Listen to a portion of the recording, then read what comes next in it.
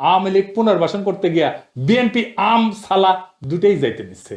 হ্যাঁ, তারেক রহমান তো আমার কথা রাখলো না, ভুট্টো সাহেবের কথা রাখিছে, মোদির কথা রাখিছে। বিএনপির কপালে ক্ষমতার গোস্ত আর নাই, বিরোধী দলের ঝোল খেয়াই খুশি থাকা লাগবি। ইন্ডিয়ার গোয়াতে ধরা পড়লে বলবে কই নাম তো, আমি তো বলিনি। এই বাটপাড়ির সীমাহীন, এটা ব্যক্তিগত স্খলন হইলে বুঝতাম, এটা জাতির সাথে প্রতারণা, মিথ্যা কথা কওয়া। আপনারা জানেন আমি মেলা দিন থেকে করছিলাম, বারবার করছিলাম আগামী ইলেকশনে বিএনপি জিতার চান্স কম। যখন কইছি তখন সবাই ভাবছে দাদাই মনে হয় মালকে টালবে এসব বগিচ্ছে। যাই হোক, কিছুদিন পর সন্দেহ আপনারাও করা শুরু করলেন কিনা কন, সত্যি কিনা? হ্যাঁ, মানে 5ই আগস্ট 2024 সবাই ভাবিছিল বিএনপির ভূমিধ্বস বিজয় হবি। তারপর 14 মাস গেছে, এখন বিএনপি নিজেও মনে করে না ভূমিধ্বস বিজয় হবি, তাই না? এখন বিএনপি মনে করে মেজরিটি সিট পাবি। আর 2 মাস যাক, দেখবেন বিএনপি যে হারিচ্ছে চোখে চোখে দেখতে পারবেন, বিএনপিও বুঝবি। আর আমি আজকে অঙ্ক কইসা দেখে দিব, এখন তো বিএনপি পুরাই আওলায় গেছে। প্রফেসর ইউনূসের বক্তব্য শুনে আমাদের শিলং সালাউদ্দিন কয় প্রধান উপদেষ্টা জুলাই সনদ লঙ্ঘন করেছে, যেটা তিনি সাইন করেছেন সেটাই তিনি লঙ্ঘন করেছেন। আবার রাতে তারেক রহমান ধন্যবাদ দেয়। তাহলে কি জুলাই সনদ লঙ্ঘন করিয়েছে নাকি করে নাই? এ হে বিএনপি, নাকি শিলং সালাউদ্দিন দলের কথা আর কয় না? এদিকে বিএনপির আরেক বুদ্ধিজীবী বিশিষ্ট মাদকাধিকার কর্মী ডাক্তার জাহিদ কইছে প্রফেসর ইউনূস নির্বাচন বানচালের অংশ হইলেন। তার মানে বিএনপি শুধু নিজেই আওলায় নাই, তার আশেপাশের লোকদেরও আওলায় দিছে। ডাক্তার জাহিদকে কইেন তাইলে তারেক রহমানকে নির্বাচন বানচালের ষড়যন্ত্র করার জন্য প্রফেসর ইউনূসকে ধন্যবাদ জানাইছে। এই যে এরা হুদাই চিল্লে গেছে নির্বাচন বানচালের ষড়যন্ত্রের কথা, এটা যে হুদাই চিল্লাইছে, বুঝতে পারছেন তো? আমার নামও কইছে আমি নাকি নির্বাচন বানচালের ষড়যন্ত্র করেছি। বিএনপির নেতাকর্মী সমর্থকদের দশা হইছে বানে ভাষা গুয়ের মতো। বানে ভাষা গু দেখছেন? হ্যাঁ, ডিরেকশন ছাড়া ভেসে বেড়ায়, তারপরে কোনো বাস বা খুঁটা পেলে ওর গোড়া তাইসে জমা হয়। হ্যাঁ, ইনকাই আর কি, কখনো জামাইকোটার বুদ্ধিজীবীর বাসের গায়ে, কখনো বিরানি আলমের বাসের গায়ে, কখনো মাদকাধিকার কর্মীর বাসের গায়ে, আবার কখনো আসিম নজরুলের কুত্তার বাসের গায়ে। এটি এই ছবি সরায় না, এই কৃতজ্ঞ কুত্তার কোনো সাউন্ড আছে? নাই। হ্যাঁ, আচ্ছা খোঁজ লাগায় পাইলে দিয়েন, কিন্তু ধরেন কিছুদিন পর পর সে ঘেউ ঘেউ করে, ওটাই না দেন, না না পাশের ছবিটাই না তারপরে দেন। হ্যাঁ আছে, এইবার আছে। আচ্ছা, বানে ভাষা গুয়ের কথা করছিলাম তো না, তো বানে ভাষা গু কখনো ওয়াকারের পথ বালকের বাসের গায়ে জড়ো হয়, এইরকম আর কি। তো আওয়ামী লীগের আগুন সন্ত্রাস দেখেছেন না? কতগুলা বাসে গাড়িতে আগুন দিছে রাতে, বাসের ভিতরে ঘুমাইতেছিল এক বাস শ্রমিক, তারে সহ আগুন দিয়ে পুড়াইছে। কিরকম বিভৎস জিঘাংসা এদের! এ আগুন দেওয়ার পরিকল্পনা এই সুশান্ত নামের জাউরার। সে বলছে কিভাবে কোথাও পেট্রোল ঢেলা আগুন জ্বালাইতে হবে। হ্যাঁ, ওই লিখছে ভালোবাসা ঢালতে হবে আর কি, তারপরে আগুন জ্বালাইতে হবে, 300 জায়গায় করা যাবে, 300 জন করতে পারবে। প্রফেসর সরকার তো অথর্ব, কিছু করতে পারবে না। কিন্তু যতগুলা আগুনের অ্যাটাক হয়েছে তার জন্য তো এই সুশান্তরে আসামি করে মামলা করা যায় নাকি বলেন?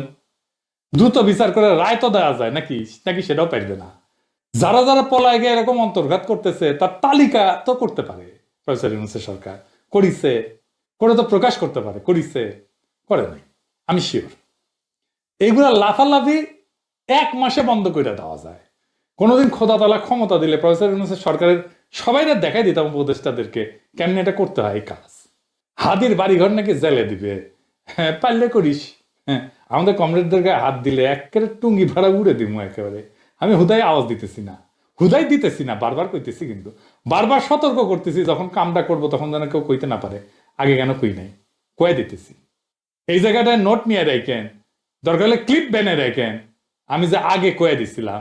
কিন্তু আওয়ামী লীগ যেটুকু করিছে এই সাহস কেমনে পেল? এইটা বুঝতে হইলে মির্জা ফখরুলের জাস্ট কয়েকদিন আগের একটা বক্তব্য আমরা আরেকবার শুনি, যেখানে সে কইতেছে আওয়ামী লীগাররা নাকি অসহায় অবস্থা আছে। আগে শুনেনি, আপনারা আবার শুনেছেন আগে, আবার শুনেন। এখন আমাদের যারা এখানে নৌকা করতেন সারা বাংলাদেশে, তারা তো একটু অসহায় অবস্থায় আছে, যে আমাদের মূল লক্ষ্যে পড়ায় গেছে, আমরা এখন কি করবো? তো সেই জায়গায় আমি আপনাদেরকে এইটুকু আশ্বাস দিতে পারি যে আপনাকে হতাশ হবেন না, ধানের শীত আপনাদের পাশে আছে, আমরা আপনাদের পাশে আছি। আমরা বেঁচে থাকতে আপনাদের গায়ে কেউ ফুলের টোকাও দিতে পারবে না, এই কথাটা আমরা খুব পরিষ্কার করে বলছি আজকে। এবার বলেন, আওয়ামী লীগ কি অসহায় অবস্থায় আছে? সে তো শুধু এটা বলে নাই, সে বলছে মামলাও তুলে নিবে। শুনেন, আওয়ামী লীগ যেভাবে মামলা করছে আমরা সেই মামলা করতে চাই না। যদি মামলা হয়ে থাকেও আমি আপনাদেরকে কথা দিচ্ছি, সমস্ত মামলা তুলে নেওয়া হবে। যত মামলা আছে আওয়ামী লীগের বিরুদ্ধে আমরা সমস্ত মামলাগুলো তুলে নেব। সে নান্না মুন্না ফ্যাসিস্ট ডিক্টেটরের পা ধরে সালাম করতে চায়, আবার সে না গণতন্ত্রও চায়। হ্যাঁ, ওরে মা।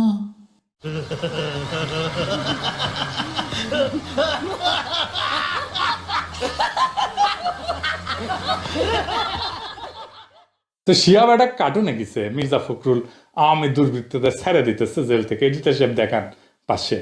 পরে আবার মির্জা ফখরুল কয়, না আমি এটা কই নাই, আমি সারা দেশে হয়রানিমূলক মামলা প্রত্যাহারের কথা বলি নাই, শুধু এই এলাকায় হয়রানিমূলক মামলা প্রত্যাহারের কথা কইছি। দেখেছেন? আচ্ছা বলেন তো, হয়রানিমূলক মামলা কেন আমরা দিব? এই মামলা তো প্রত্যাহারই করা উচিত, সারা দেশে করা উচিত, শুধু উনার এলাকায় না। কারণ এই মামলা তো টিকবে না। আর আমরা মিথ্যা মামলা কেন দিব? উনি কেন শুধু নিজের এলাকায় হয়রানিমূলক মামলা প্রত্যাহার করবেন, অন্য জায়গায় করবেন না? উনি কি ঠাকুরগাঁ জেলার প্রেসিডেন্ট বিএনপি? আর হয়রানিমূলক মামলা কে দিচ্ছে? বিএনপি তো দিচ্ছে বেশিরভাগ জায়গায়। মামলা দিয়ে এই যে মামলা দিবে এগুলো টাকা নিচ্ছে, দেখেছেন? মামলা দিয়ে সেটা প্রত্যাহার করে আবার টাকা নিচ্ছে, খালি টাকাই টাকা। বিএনপি নিজেই নিজের দলের লোকরা এই কারণে বহিষ্কার করেছে। তো বহিষ্কার টহিষ্কার এই সমস্ত আইওয়াস, বুঝেছ? যাদের বহিষ্কার করে তাদের আবার দলে ফিরায় না, মহাসমরাহে। দেখেছেন? আর কত কমো, মির্জা ফখরুল এত সিনিয়র নেতা, প্রত্যেকদিন ধরা যায় ওনারে, তা ধরি না, মায়া কইরা আর কি। এত সিনিয়র নেতা, তাও রাজনীতির একটা বক্তব্য কিভাবে দিতে হয়, গুছায় বলতে হয়, সেটাই বলতে পারে না। গুছায় কথা বলতে পারে না, রাষ্ট্র ক্ষমতার যাবি। কি শখ! কুজা রাষ্ট্র আর শখ হয়। মির্জা ফখরুলের শখ হয়েছে সে রাষ্ট্র ক্ষমতার যাবি, মন্ত্রী টন্ত্রী হবি আর কি, বুঝেছেন? দেখেন কইছে জনগণ সনদ গণভোট বুঝে না। দেখেন দেখেন সেই কইছে। তো যদি নাই হয় তাহলে গণভোটের নির্বাচন একই দিনে চাইকে, জনগণ তো গণভোট বুঝেই না, তাই না? আগে তো বুঝাবি জনগণকে। জনগণ যদি নাই বুঝে গণভোট সনদ, তাহলে গণভোট চাইবি কেন বিএনপি? কন্ত কথার কোনো মানে আছে? কথা কয় কোনো মানে নেই, তারপরে দমে দমে মিশা কথা কয়। আগে কলকাতার মিডিয়াতে এই সময়ে একটা সাক্ষাৎকার দিছিল, কইছিল মুক্তিযুদ্ধে অর্জিত সংবিধান রক্ষায় আজও আমরা স্বাধীনতা বিরোধীদের সঙ্গে লড়াই করছি, বামের আমাদের সঙ্গে আছে, বুঝেছ? আবার দেখেন কইছে, তবে বিএনপির পক্ষে আমি আশ্বাস দিচ্ছি জামাতকে আর সুবিধা নিতে দেব না, আমরা চাই ভারত সবার সঙ্গে যোগাযোগ রাখুক, বুঝেছ? আমরা কলকাতা যাব, কলেজ স্ট্রিট থেকে কত বই কিনেছি, আবার সেই সুযোগ পাবো, সিনেমা থিয়েটারও দেখবো, মানুষে অবাধে যোগাযোগ হবে, ভিসা প্রক্রিয়া সাবলীল হবে, ভারতীয়রাও বাংলাদেশে স্বাগত, ভুল বোঝাবুঝির অপসারণ ঘটুক। আহারে আহারে কি স্বপ্ন! স্বপ্ন দেখে মন খালি শুধু। তো পরে বিএনপি কয় এই সাক্ষাৎকার ভুলভাবে উপস্থাপন হয়েছে, ঠাপ খেয়া। তারপরে আরো বেশি ঠাপ খাইছে, তখন মির্জা ফখরুল নিজেই কয় এটা আমি দিই না সাক্ষাৎকার, এটা এআই দিয়ে তৈরি করা হয়েছে। তারপরে অনামিত্র মজুমদার যে সাক্ষাৎকার নিচ্ছে তার ছবি সহ নিউজ ছাপে দিচ্ছে, দেখিছে? হ্যাঁ, কেমন মিশা কথা কয়, কেমন মিশা কথা কয়। মানে এটা মানুষের মিশা কথা বড় একটা লেভেল আছে। তো বুড়া বয়সে মানুষ মিশা কথা কম কয়, যত বয়সে বাড়িচ্ছে এ বেটা মিশা কথা তত বেশি করছে। জামাই কোটের বুদ্ধিজীবী অনারের কথা বলে, অনার কোটের কথা বলে, এই হইতেছে বাটপারদের অনার, বাটপারি করবে তারপরে আবার অনারের কথা কইবে। মানে এই বাটপারির সীমা নাই। ইন্ডিয়ার গোয়াতে ধরা পড়লে বলবে কই না তো, আমি তো বলিনি। এই বাটপারির সীমাহীন, এটা ব্যক্তিগত স্খলন হইলে বুঝতাম, এটা জাতির সাথে প্রতারণা, মিথ্যা কথা কওয়া। আর কি কব, এদের কোনো শিক্ষা হবে না, কয়াও কোনো শিক্ষা হবে না।